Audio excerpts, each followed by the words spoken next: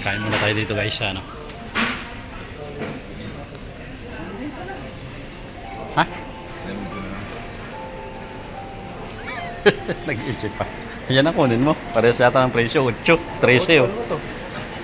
Coke. Coke yan. Oo, Coke yan. Kakulay eh. Coke na tayo. Ha?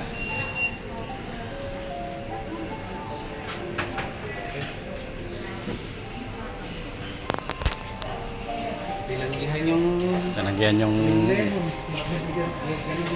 tapong burger oh. Babayad na ba tayo? Ang braot din.